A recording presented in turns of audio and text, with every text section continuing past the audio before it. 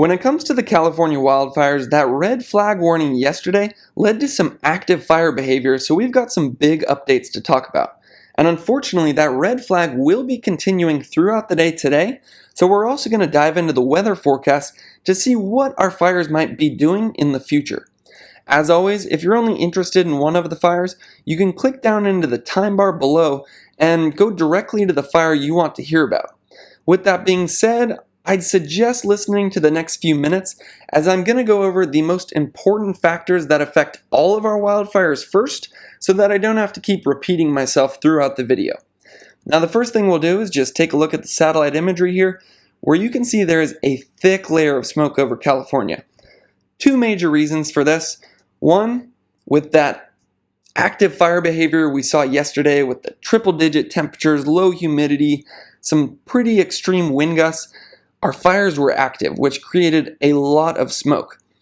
Additionally, the upper level winds that act to spread smoke around were relatively weak yesterday, so it's allowing the smoke just to sit over California, and unfortunately, a lot of those conditions are going to be continuing and possibly even getting worse throughout the day today. So that's some of the stuff we'll be talking about throughout this video. The number one thing that I'm watching right now, and I'd say is the most important thing to think about, is this red flag warning. And you can see it's directly over the glass fire and parts of the August complex as well. And this led to some active behavior, especially with the August complex, where actually some containment lines were jumped yesterday. And like I said, this is unfortunately going to be continuing now until 6 a.m. Saturday. This has actually been extended from what the red flag warning was yesterday. So that's not what we want to see. If you don't know what a red flag warning means, basically means you're going to get some pretty extreme wind gusts, 20 to 30 miles per hour, and it's going to be extremely dry. When you combine both of those factors, that just leads to active fire behavior, and it's not what you want to see, especially when you already have fires burning. The other factor that's going on right now is extreme heat. Most of California is in those triple-digit temperatures, and unfortunately, Saturday is actually looking warmer than the previous forecasts were saying. So we're going to really look at that updated forecast for Saturday, as the forecast, I would say, has actually gotten a little bit worse. Now, we could take a look at the temperatures. This is what it's showing right now. And if we go into this afternoon, you can see those triple-digit temperatures covering majority of the valley and really right over a lot of our fires. You can see the glass fire could be seeing some triple-digit temperatures, and then August complex and North complex, while they will be a little bit cooler, they're still going to be in that 90 to 95 degree range. First, let's look at the Saturday temperatures. Like I said, it's looking warmer than previous forecasts were showing, as we now are expected to see those triple-digit temperatures continue throughout the day Saturday. I know I just said a lot of bad news, so if you need some good news, we are expecting to see the temperatures go down significantly on Sunday, finally getting back into the 90s and 80s, possibly even 70s in some places. So while the next 2 days are looking about as bad as it can get for wildfire, Sunday we should get some relief. I found a good graphic that kind of sums up that story with the temperatures right here. Today and Saturday in the triple digits, extreme heat, and not what we want for wildfire, but will be dropping by about 10 degrees or more on Sunday. So that's at least some good news if you need it.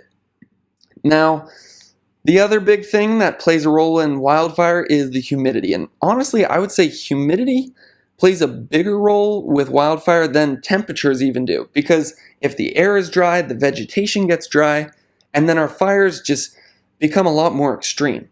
You can see right now we have about 32% humidity right around the glass fire, which is actually better than we were expecting. So that's at least good to see. What isn't good to see is how dry the air over all of California is going to be throughout the day today. As we get into the afternoon, throughout majority of California, we're going to be in the low teens to possibly even the single digits. So that's unfortunately going to lead to some rapid fire spread with our existing fires. And I hate to say it, but any new fire that starts will grow a lot faster than it would if humidity was in that 50% range. So Friday, overall, I'd say humidity is still looking extremely bad. We're very dry over the glass fire. August complex gets a little more of that coastal influence, so that's at least good to see. And then Saturday afternoon, you see we're dropping into those single digits again. So like I said, Saturday is actually looking worse than previous forecasts were showing. Where we might see things let up is working into Sunday morning and the day Sunday, when some great humidity starts to move in from the ocean, which should moderate our fire behavior, which is exactly what we want to see. So once again, Sunday looking better. The other big thing that plays a role in how fire behaves is the wind gusts. This is for two main reasons. One, with more extreme winds, it just spreads the fire faster. And two, it can lead to little spot fires where it picks up burning embers, throws them ahead of the fire, and then starts new little fires that can grow and then connect with the major blaze. And this is one of the things I'm also worried about throughout the day today. So we get into this afternoon, you can see those wind gusts start to pick up right above the glass fire, 27, 30 miles per hour. That's why we have that red flag warning, as well as the August complex. You can see while winds don't look as bad over the north complex and the creek fire, they're still pretty extreme and not what we want to see. And then, just like I was saying, Saturday looking a little bit worse than the previous forecast was showing, as wind gusts, especially over the glass fire, might actually be getting worse tomorrow. So I'm going to be following the wind gusts especially closely, because that, I believe, is the main thing that leads to fire spread. Now, the other thing winds do is spread that smoke around, but that's mostly the higher up winds, not the surface winds. And the upper level winds are actually extremely weak. So while we have strong gusts on the surface, the upper level winds are weak, and that leads to poor air quality because the smoke's not being pushed out of the area. You can see right now, basically all of California is in that unhealthy range, and the spot above the glass fire and the castle fire are in that very unhealthy range. And unfortunately, showing the forecast for today, once this loads, you'll be able to see it, it's not looking that much improved. Obviously, we don't have those very unhealthy regions, as the winds do pick up a little bit in the afternoon hours, but we're still going to be in that unhealthy range, not what we want to see. And looking at the forecast for tomorrow, that's just going to continue. And I'm actually expecting this to look worse than this map is showing right here, because unfortunately I think there's going to be some really active fire behavior throughout the day today, which is going to create a lot of smoke. Now, like I said, those upper level winds are responsible for pushing that smoke around, and looking at the upper level wind map right now, you can see it's about as weak as you'll ever see it. These purple colors show where the upper level winds are strong, and you can see that they're just isolated off of the coast, and all of California has really weak upper level winds. So what that's doing is just allowing the smoke to sit right above us, as you could clearly see in the satellite image map. And unfortunately, those stronger winds are staying off the coast throughout the day today. So those upper level winds aren't going to be pushing the smoke around. It's just going to fall to the surface, leads to unhealthy air quality. I will point out, when we get into Saturday, we do start to see one streak right above the glass fire where these winds start to increase. So that's going to act to push some of the smoke from the glass fire north. And then we're also going to have the smoke from the castle fire being pushed into the Bay Area.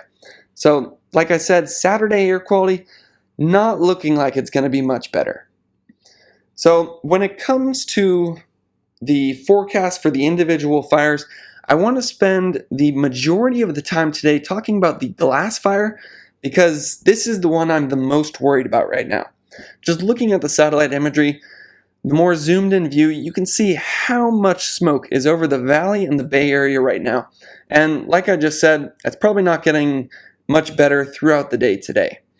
So When it comes to the glass fire, the big thing I'm worried about is this red flag warning, but before we dive into the fire perimeter and hotspot map, I actually have a new map I want to show you guys that I think is a good visualization for how this fire has progressed over time.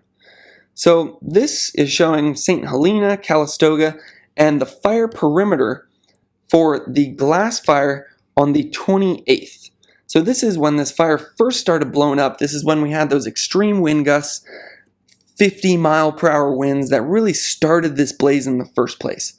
You can see it actually started as two different fires.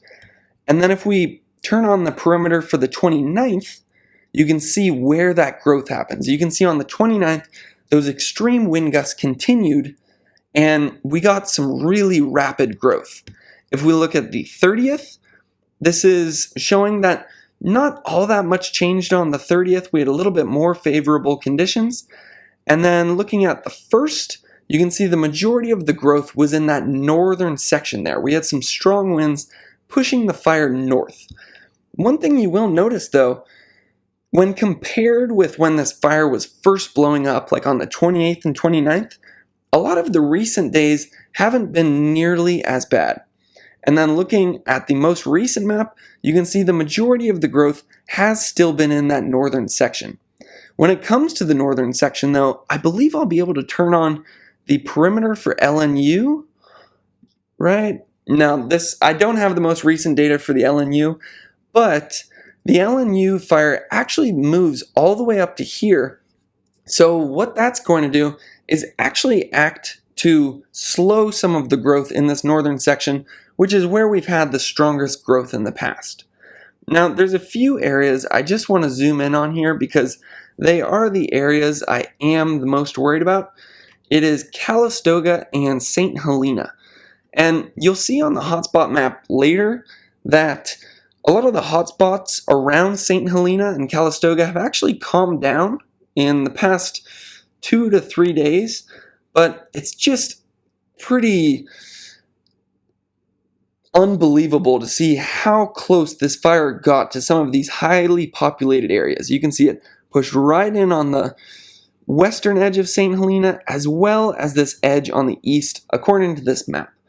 Now, when we go over to Calistoga, you can see a very similar story. It got right down to the edge of where some of these structures are, and thank God that it stopped right there. And when I show the hotspot map later, you'll see that there aren't as many hotspots in that area anymore. Now, the next spot I want to really zoom into here is this area that was moving into Santa Rosa and Sonoma County. And you can see this actually was moving into an even more populated area as it goes right down into where a lot of these structures are. Now, I will say, if you own a home right here, don't absolutely take this map as 100% true.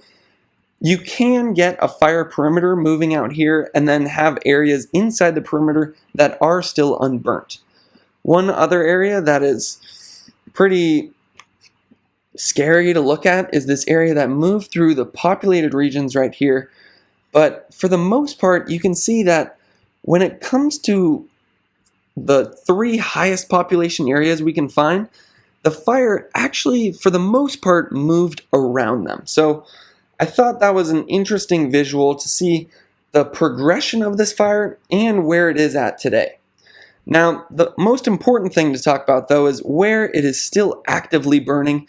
And I would say this is where some of the good news comes in, because you can see that area around St. Helena has significantly calmed down from what it was showing in the past days. When I first showed this map, we had active fire growth on this side right here and right here. That is no longer occurring, at least it doesn't appear to be, so that's great news for St. Helena. Not really showing any active hotspots in that area anymore. In Calistoga, we do have some active hotspots on the southern edge here, so that is certainly something I'm watching closely. I'm still worried about, especially with the weather conditions throughout the day today. But on that northern section that I just showed that was pushing down into those populated areas, it appears that that part of the fire has calmed down.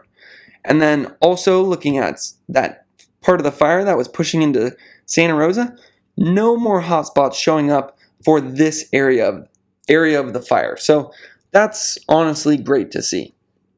Now, one thing I will correct in my forecast, I believe I was saying western and eastern edge. Looking at this now that north is correctly updated, it was more northern and western section. So just a quick correction there. Where there is still the most active growth is on this northern section. And this shows what I was talking about a lot better. That shows where the LNU lightning complex burned. And you can see that where we have the most active fire growth for the glass fire is where it's actually starting to burn into the LNU complex. So what that's going to do is this fire already burned out a lot of the vegetation. So as this fire pushes into here, it's going to significantly slow the growth because there's less fuel for the fire to feed on. Now, obviously, we still have a lot of growth right here because it hasn't pushed into that scar yet. But as it continues to move in, we'll see what's happening right here. It really stops the growth. And we're seeing this in action with the creek fire as well as it pushes into the line fire. And I'll show you a map of that later as well. So just to sum this up, I would say for the most part, good news for St. Helena and Calistoga, although I will be watching those areas extremely closely throughout the day today as weather conditions are looking, honestly, about as extreme as they can get. Now, to see a visualization of what the fire is expected to do in the next couple of days, we can look at Wharf S-Fire. And the first thing I will say, this is an experimental forecast only, and it doesn't take into account fire suppression tactics or that previous fire scar there, so take this with a grain of salt. I mainly like showing it because it really provides a great animation and visualization for how fire interacts with wind. Where you have winds pushing down, we don't get that much growth, but where you get stronger wind vectors, that's where you start to see the strongest fire growth. You can see where the wind pushes off, that's where the fire grows. And again, take this with a grain of salt. This doesn't take into account fire suppression tactics. You can see that same little visualization. You get strong winds from the northwest, and then you get strong fire growth to the southeast. So while I don't actually expect all of this to burn in the next 48 hours, it is a good animation for how winds and fire interact. Now, when we get to the numbers for the glass fire, we are now up to 60,000 acres, which is pretty extreme growth for being a very recent fire, but as I showed on that fire perimeter map, the growth appears to have slowed down, which is at least some good news there. Some other good news, we're at 6% containment, and I know a number of evacuations are still in order, so check the link in the description for that. Unfortunately, there have been 589 structures destroyed with this fire. So if you or any of your friends or family have been affected by this fire, my thoughts and prayers go out to you. When it comes to personnel, we have over 2,500. We've got 30 crews, 22 helicopters, 361 engines, 83 dozers, and 49 water tenders. So that's part of the reason a lot of the growth appears to have slowed, even though we've had such extreme weather conditions. We're getting more and more resources on this fire every single day. Now, when we look at the forecast, you can see today is looking pretty extreme. We're going to be in the triple digits, and Saturday is still looking pretty warm.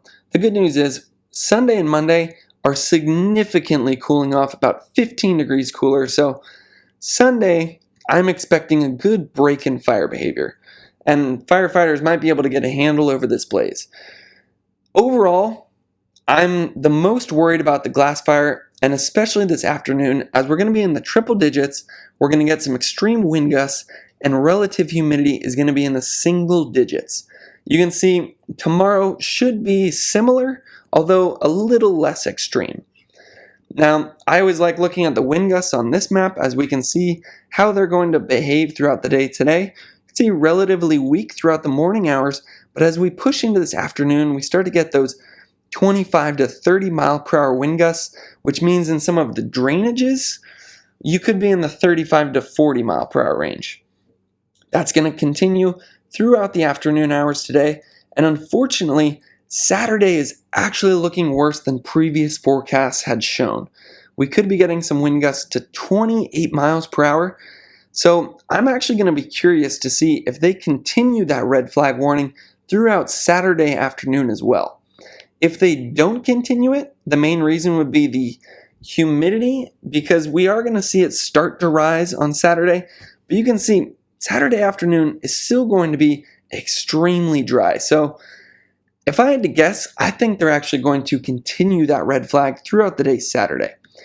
Now, I know I just said a lot of bad things when it comes to the glass fire, but if we need some good news, it's Sunday morning. We're going to get a great push of humid air right into this area that is going to significantly calm down our fire behavior and really help firefighters out. You can see Sunday at about 5 a.m., we could be pushing up to 81% humidity. If we look at the temperature at this time, it's going to be in the 50s.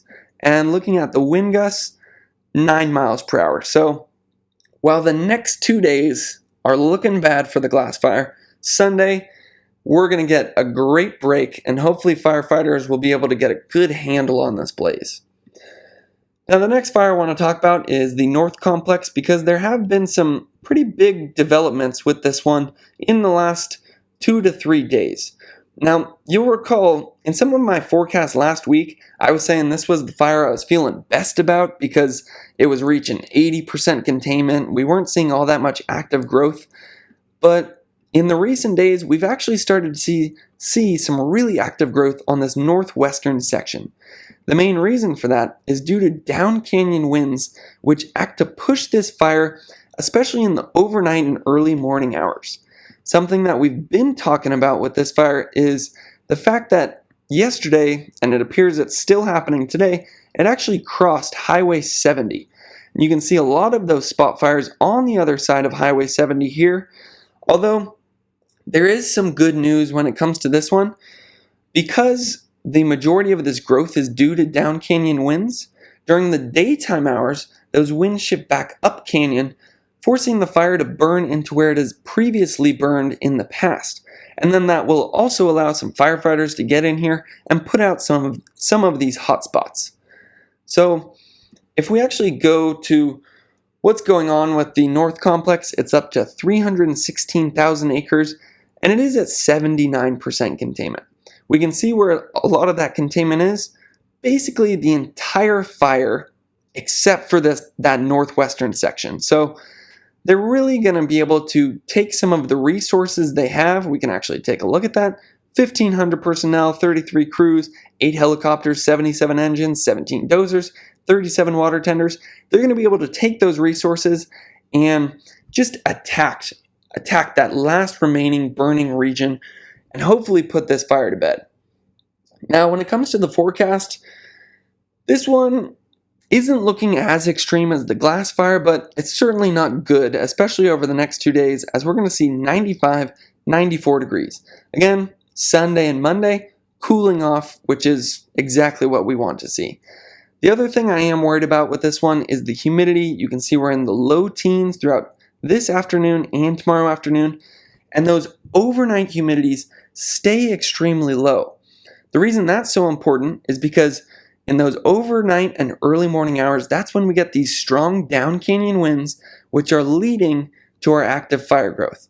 Now, this is a perfect animation of how those down canyon winds switch to up canyon as the canyon heats up throughout the day. You can see the canyon would heat up, and then the winds shift back uphill, forcing the fire to burn into where it has already burned in the past. So that's something I'll be watching throughout the rest of the day today. The next fires I want to talk about are the August Complex and the Zogg fire. And with these fires, I've got good and bad news. I always like to just start with the good news, and that would have to do with the Zogg fire. If I scroll over to the Zogg fire, it's farther up here. And the first thing you'll notice, it appears there's barely any hotspots remaining with this one. We have maybe 2 hotspots up in the north, maybe 2 tiny ones on the south remaining here, but for the most part, the Zogg fire appears to almost be out. You'll notice these yellow dots here, that represents what was burning 48 to 72 hours ago. So you can see there was a lot of active fire behavior that has now calmed down. So firefighters have been doing an amazing job with this one. In just a few days, we're already up to 46% containment, and now that the fire basically looks like it's out, I imagine this number will just continue to rise. We are at 56,000 acres though. This has been a significant fire, and unfortunately, there have been 4 fatalities with it. So again, my thoughts and prayers go out to everyone who has been affected. And there have also been 159 structures destroyed. Now, one thing I have to mention, I know I just said this fire basically looks like it's out, but be sure to check the link in the description for all the most recent evacuation orders. Never take my word for it when I say a fire is looking good. So when it comes to personnel, this is a big reason why containment's looking so good right now. 1,700 personnel, 39 crews, 13 helicopters, 185 engines, 38 dozers, and 55 water tenders. So we're looking good with this one. I'm expecting that containment number is just going to continue to rise throughout the day today. Now, where we do have some bad news is with the August complex.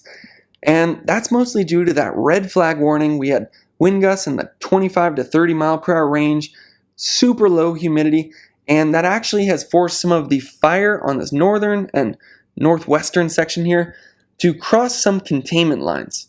So that's never what you want to hear, and unfortunately conditions are going to continue to be tricky throughout the day today. So that active fire behavior is likely to continue for at least the next 24 to possibly 48 hours.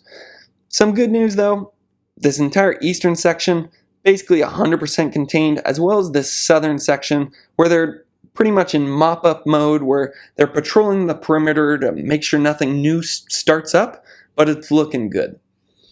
So when it comes to the August complex, we're at 970,000 acres. So you can see there has been a lot of growth in the last few days associated with that red flag.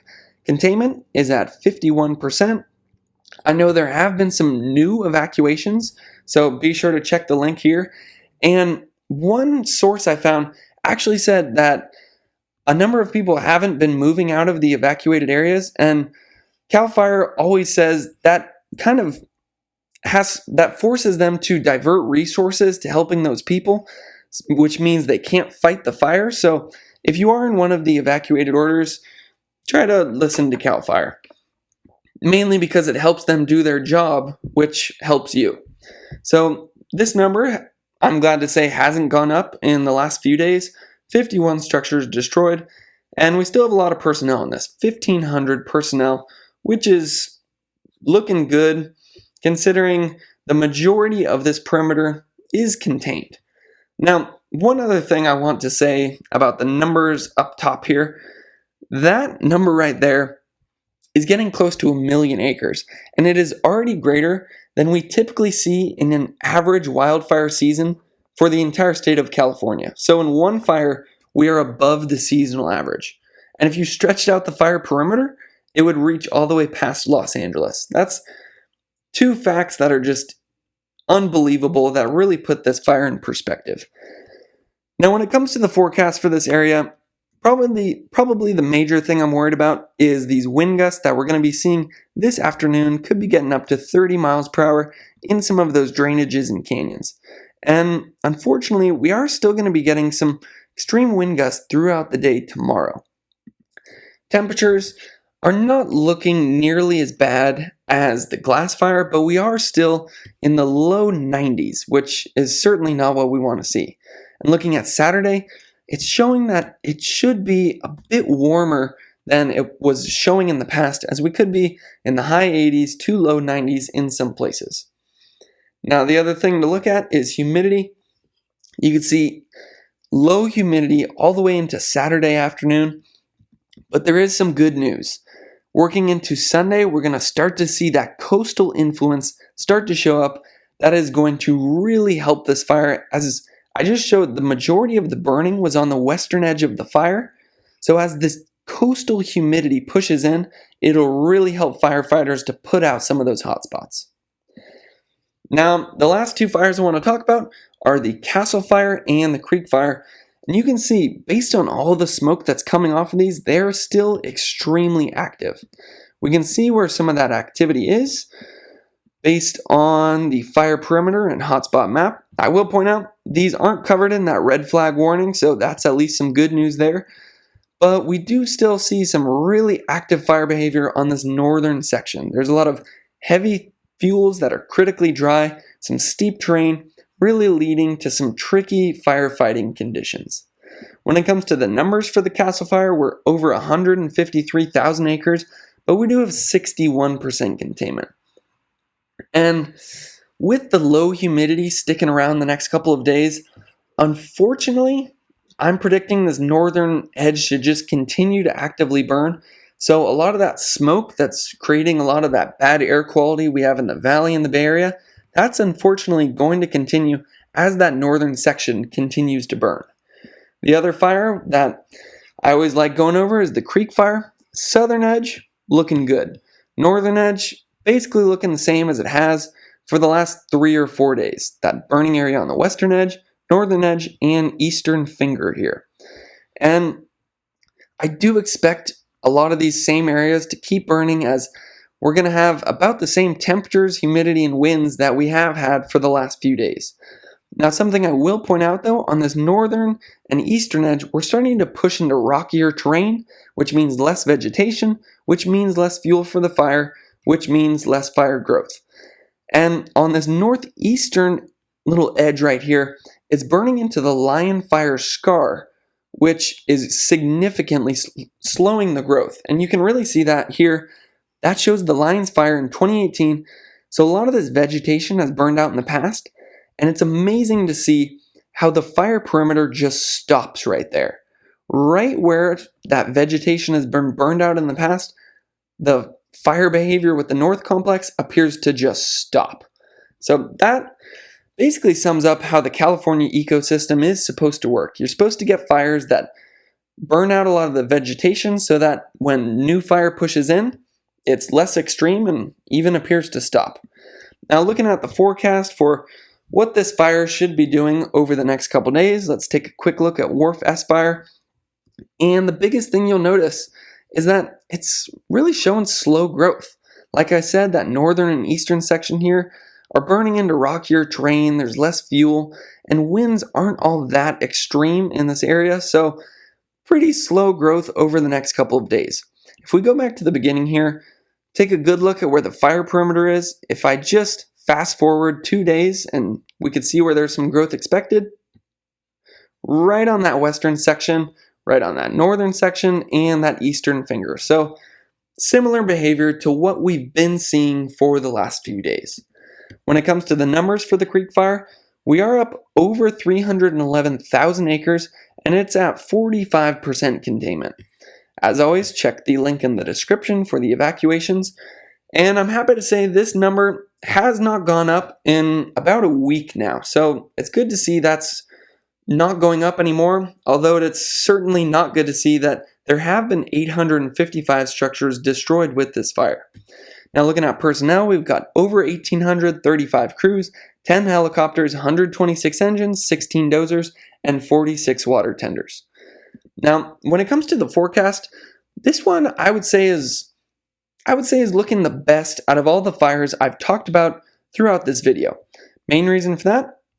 Temperatures much lower than a lot of our other fires, especially the Glass Fire where we had the triple digits.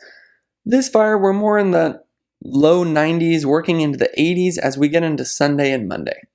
Now, if there is one thing I am worried about with this fire, it's the humidity. Like I said, dry air covering California for the next 2 to 3 days until that marine influence starts to push in. So when you have such a flat humidity graph like this, that allows that fire behavior to continue 24 hours a day. So while the growth with this one is slow, it's steady. And that's mostly due to the fact that humidity is remaining low 24 hours a day. Now, looking at a broad overview of the 2020 wildfire season in general, I've said this before, this has been the worst California wildfire season in recorded history. We're almost up to 4 million acres burned, which is double the previous record.